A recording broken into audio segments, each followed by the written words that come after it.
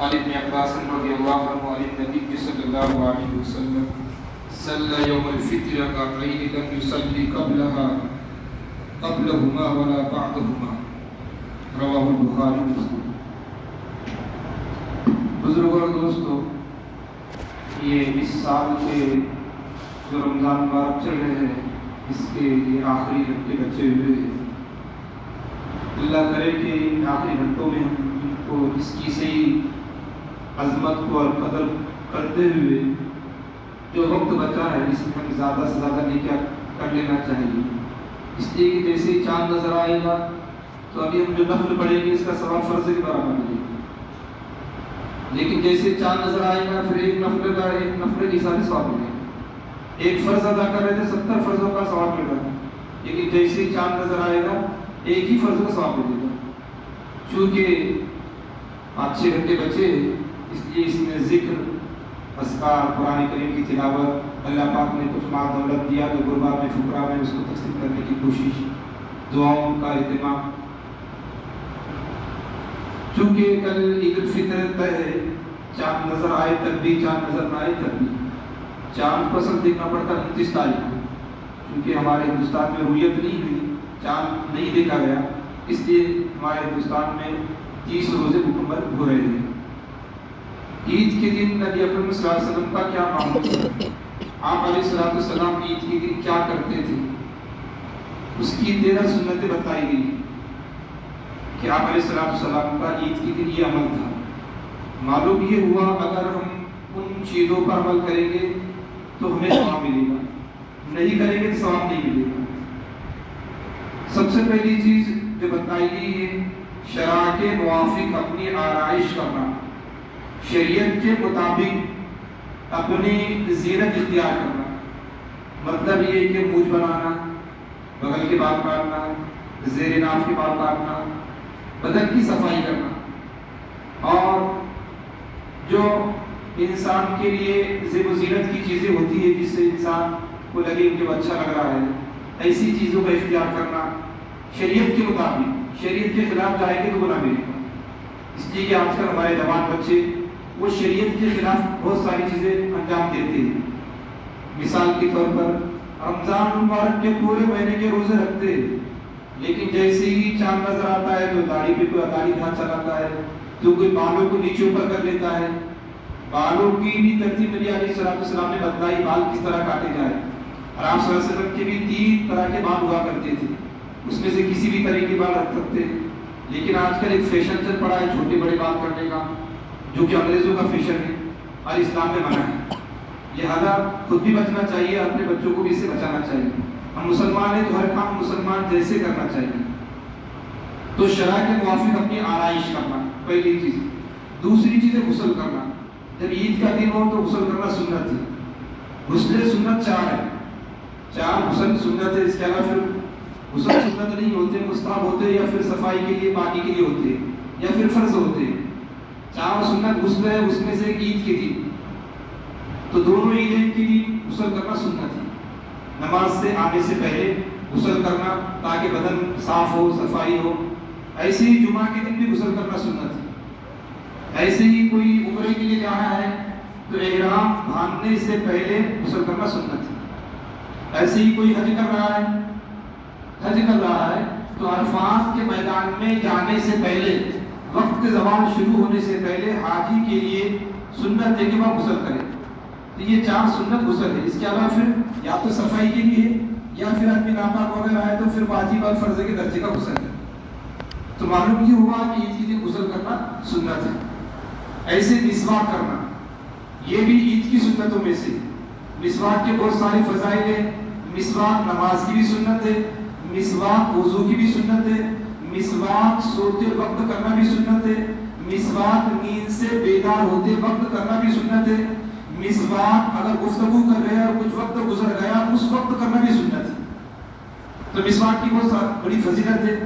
اتنی فضیلت مسواک کی آئی ہے حدیثوں کے اندر، یہاں تک کہ آتا ہے کہ جو شخص مسواک کا پابندی کرتا ہے، مسواک پر ہمیشہ عمل کرتا ہے، مرتے وقت اللہ پاک اس کو کلمہ نصیب کرتے ہیں۔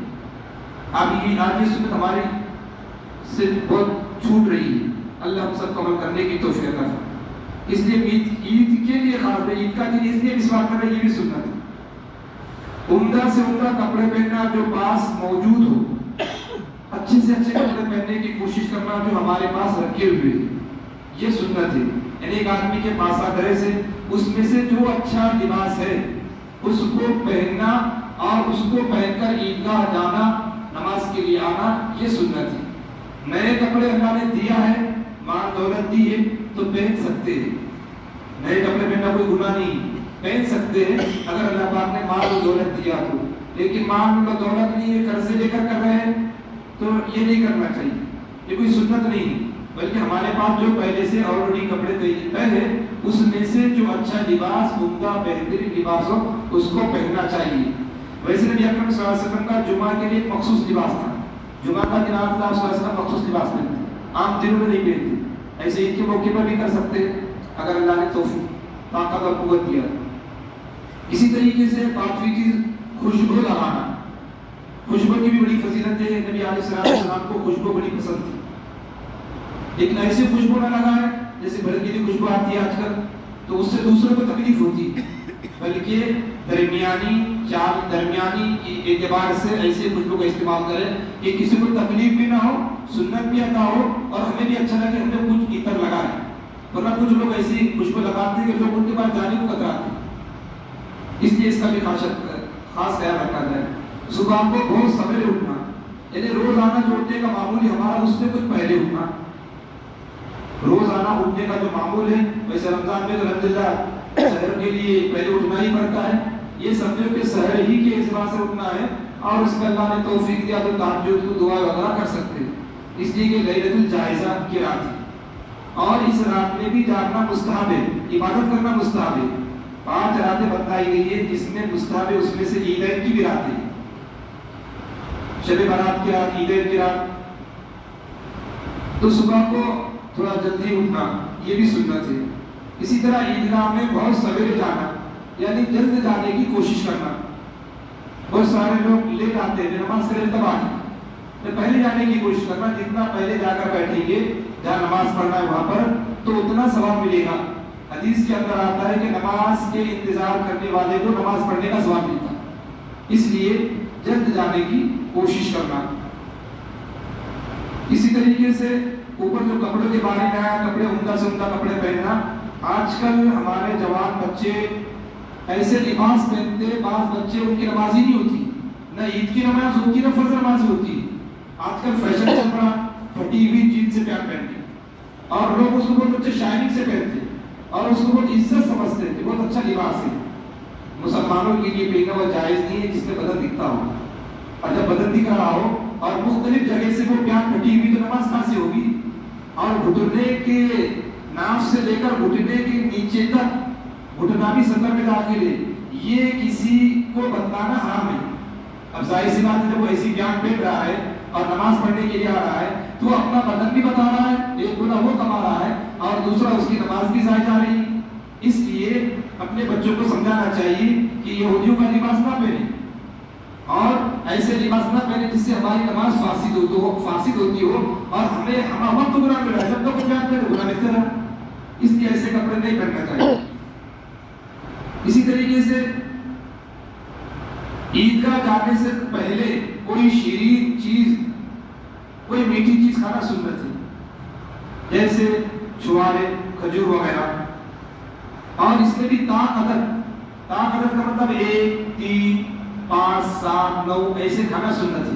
آپ علیہ السلام اس طرح کھایا کرتے تھے اور صحابہ کرام کو بھی ترغیب دیتے تھے، کیونکہ اس علاقے میں کھجور زیادہ پائی جاتی تھی۔ ویسے آج کل تو اللہ پاک کا فضل ہے، ہر جگہ کھجور دستیاب ہو رہی، کہ تو زمانے میں ہر جگہ کھجور نہیں ملا کرتی تھی، وسائل آمد رستے کے نہیں تھے۔ آج کل حمل نقل کی جو چیزیں ہیں مالوں کو منتقل کرنے کی، وہ 2 4 گھنٹے میں ایک ملک سے دوسرے ملک پہنچ جاتی ہے اور لوگوں کو آسانی سے مل جاتی ہے، تو یہ بھی سنت ہے کوئی میٹھی چیز کھانا۔ اس لیے ہمارے علاقوں میں گلگولے کا شیر خورما کا وہ چلتا ہے، ہر علاقے میں شیر خورما نہیں چلتا، ہر علاقے میں گلگولے نہیں چلتے، ہر علاقے کا الگ الگ رہتا ہے۔ گجرات میں جائیں گے تو الگ رہے گا، یو پی میں جائیں گے تو الگ رہے گا، عرب کے علاقوں میں جائیں گے تو الگ رہے گا، تو ہر علاقے کے اعتبار سے رہتا ہے۔ اس لیے میٹھی چیز ہونا کہتے ہیں جس علاقے میں جو بھی چل رہا ہے وہ ٹھیک ہے، لیکن میٹھی چیز ہونا چاہیے، بہتر یہ کہ کھجور ہو، اور और इस दिन ना खाना गुनाह है। अब खाएंगे तो गुनाह मिलेगा, आज खाए अल्लाह का निजाम। उस दिन अगर ईद का खाते ईद के दिन कोई कहेगा कि हमारा फुला मरगा फुला योगा फुला कुछ खाते पीते में गुनाह मिलेगा।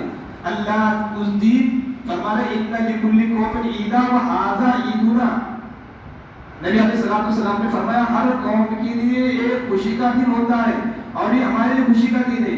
तो अल्लाह रसूलुल्लाह सल्लल्लाहु अलैहि वसल्लम ने 5 दिन रोजा रखने से मना फरमाया साल में, इसके अलावा रख सकते हैं। साल में 5 दिन ऐसे जिसमें रोजा रखेगा गुनाह मिलेगा और हराम है रोजा रखना उस दिन, तो उसमें से एक दिन ईद का दिन है, आज रोजा नहीं रख सकते। तो अल्लाह पाक फरमा रहे खाओ पियो आज, इसलिए रोजा रखना हराम है। इसलिए अल्लाह पाक इजाजत दे रहे कि आज खाओ पियो और उसकी अल्लाह पाक की मुखालिफत कर रहे हैं। अब मुखालिफत करना गुनाह है। जैसे अल्लाह ने आज ब्रेक लगाए, आज नहीं खा सकते, मगरिब तो कुछ चीज खा नहीं सकते, लेकिन कल नहीं खाए तो फिर गुनाह मिलेगा।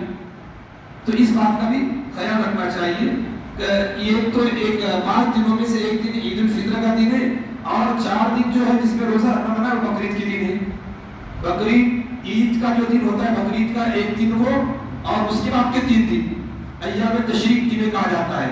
अय्याम तशरीक 5 दिन होते हैं, लेकिन 9 तारीख छोड़कर 10, 11, 12, 13 ज़िलहिज्जा ये वो 4 दिन और आज का कल का एक दिन, ऐसे 5 दिन रोजे रखना मकरूह तहरीमी हराम है। इसलिए कि वहां भी अल्लाह पाक खाने का हुक्म देते, इसलिए कुर्बानी रखी गई। तो जहां अल्लाह पाक जो चाहते हैं वो करना सवाब है। इसी तरीके से ईदगाह जाने से कबल सदके फित्र दे देना। अगर रमजान मुबारक में अदा नहीं किए तो कम से कम कोशिश ये होना चाहिए कि ईदगाह जाने से पहले अपना सदके फित्र दे देना चाहिए। बहुत सारे लोग पूछते हैं गैर मुस्लिम को सदके फित्र देना। गैर मुस्लिम को सदके फित्र नहीं दिया जा सकता, न ज़कात दी जा सकती। जिन लोगों को ज़कात दी जा सकती है उन्हीं लोगों को सदके फित्र दिया जा सकता है। अगर आपके ताल्लुकात है गैर मुस्लिमों से तो आप दूसरा माल खिलाइए उन्हें, कौन मना कर रहा है आपको देने के लिए, लेकिन सदके फित्र छोड़कर दीजिए। इसी तरीके से 10वीं चीज बताई जा रही है ईद की नमाज ईदगाह में जाकर पढ़ना, यानी शहर की मस्जिद में बिला उज़्र ना पढ़ना। ये सुन्नत मौक़ूदा है कि ईद की नमाज ईदगाह जाकर पढ़े, ये सुन्नत है, फर्ज नहीं है। अगर फर्ज हो जाती तो फिर ईदगाह कब होती, तो फिर लोग का नमाज पढ़ते। इसलिए ये सुन्नत है, अगर ईदगाह जाकर पढ़े तो ज्यादा सवाब है। महल्ले में भी पढ़ सकते हैं अगर तय किया गया है और जबकि ईदगाह का पर जगह नाकाफी हो। हमारे यहाँ भी हाल हो, जगह नाकाफी हो रही और बहुत सारी जगह नाकाफी होने की वजह से शहरों में मुख्तलिफ मस्जिदों में ईद की नमाज अदा की जाती है। तो ऐसे वक्त मस्जिद में भी ईद की नमाज पढ़ सकते हैं। लेकिन चूंकि नबी अकरम सल्लल्लाहु अलैहि वसल्लम का मामूल ये था ईदगाह जाने का, उज़्र की वजह से भी आप सल्लल्लाहु अलैहि वसल्लम ने मस्जिद में नमाज पढ़ी है। बार बारिश हो रही थी तो आप सल्लल्लाहु अलैहि वसल्लम मस्जिद में नमाज पढ़ने को बोल दिया। जैसे आजकल हमारे पास बहुत सारे उज़्र है, ईदगाह छुट्टी पड़ रही है और आबादी बढ़ चुकी है और सबकी जिम्मेदारी थी कि नहीं ईदगाह खरीदे, लेकिन आजकल लोगों को ये मिजाज नहीं रहा। जितने कब्रिस्तान और ईदगाह पुराने लोगों ने किए हुए, हम लोग सिर्फ बातों पे ढेर है।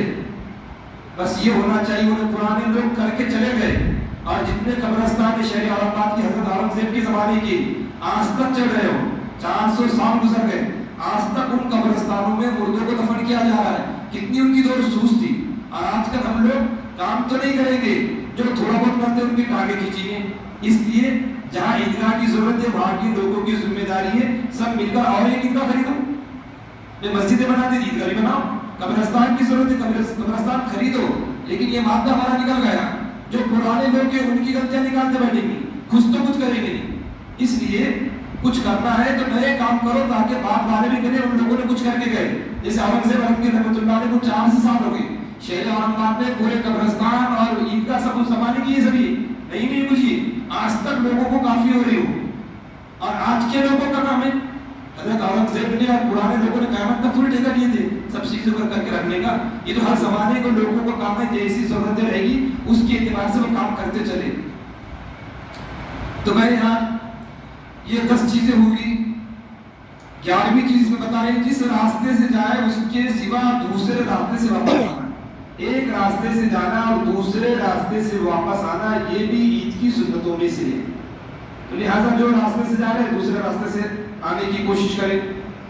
12ویں سنت یہ پیدل جانا. عذر ہے، بہت زیادہ ضعیف ہے، چلنے میں دشواری ہے، معذور ہے، تو پھر ایسے لوگ گاڑی اور سواریوں سے جا سکتے ہیں. لیکن کوئی عذر نہیں ہے تو پھر پیدل جانا یہ سنت ہے عیدگاہ. اور اس میں ایک راستے سے جائے دوسرے راستے سے واپس آنا. اس میں اسلام کی اصل میں حکمت یہ جمعہ اور عیدیں رکھنے میں کہ مسلمانوں کی تعداد زیادہ دکھے اور دوسروں پر ایک روک بنے کہ یہ لوگ ایک ساتھ رہتے ہیں اور ان کے کام ایک جیسے ہوتے ہیں اور ان کے اندر اتحاد اتفاق ہے اور یہ سب لوگ مل جل کے رہتے ہیں. لیکن آج جتنا مسلمانوں میں انتشار ہے اور جتنی تفریق اور اختلاف مسلمانوں میں دوسری قوموں میں نہیں، یہی وجہ ہے کہ دوسری قومیں آگے بڑھتے چلی جا رہی ہیں اور مسلمان قوم پیچھے دن بدن ہوتی جا رہی ہے. 13ویں چیز فرما رہے ہیں راستے میں جاتے وقت اللہ کا ورد کریں گے، ذکر کریں گے. اللہ اکبر لا الہ الا اللہ واللہ اکبر وللہ الحمد. جاتے ہوئے بھی آتے ہوئے بھی آہستہ آہستہ پڑھتے ہوئے جائیں، زور سے نہیں پڑھنا ہے. اللہ اکبر لا الہ الا اللہ اللہ اکبر وللہ الحمد.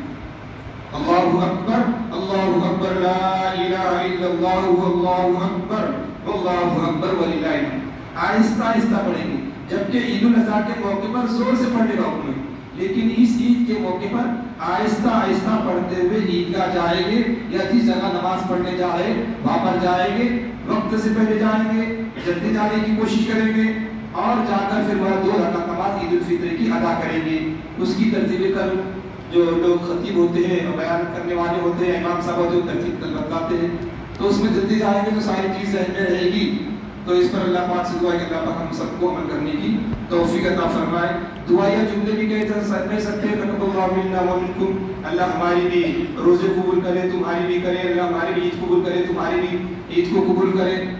تو یہ دعائیں جملہ کہہ سکتے ہیں اور ان چیزوں سے بچنا چاہیے جن چیزوں کو شریعت نے کرنے کا حکم نہیں دیا، جو ہمارے معاشرے اور سماج میں اکثر جوان بچے اور بہت سارے افراد کرتے ہیں. اللہ پاک ہم سب کو سمجھ کرنے کی توفیق عطا فرمائے. آمین وآخر دعوانا الحمدللہ. مصافحہ اور معانقہ کا مسئلہ یہ ہے کہ وہ سنت نہیں ہے.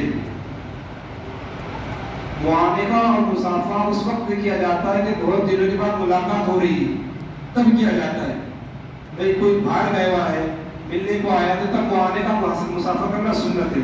لیکن چونکہ ہمارے طرف اس کا رواج چلا ہوا ہے، کچھ جگہ جو چاند کے لوگ مصافحہ شروع کرتے ہیں اور عید کی نماز کا بند کرتے ہیں. ہمارے علاقے میں ایسا ہے کہ عید کی نماز کا شروع کرتے ہیں، لیکن لوگوں کو اس میں زیادہ شدت بھی نہیں کرنا ہے. زیادہ شدت کریں گے لوگ دور ہو کریں گے. پہلے ہو کر مصافحہ نہیں کرنا چاہیے، لیکن کوئی آ گیا پہلے ہو کر تو پھر کر لینا چاہیے. اور جب مصافحہ کر رہے تو اس کی دعا یغفر اللہ لنا ولکم، اللہ ہماری بھی مغفرت کرے تمہاری بھی مغفرت کرے.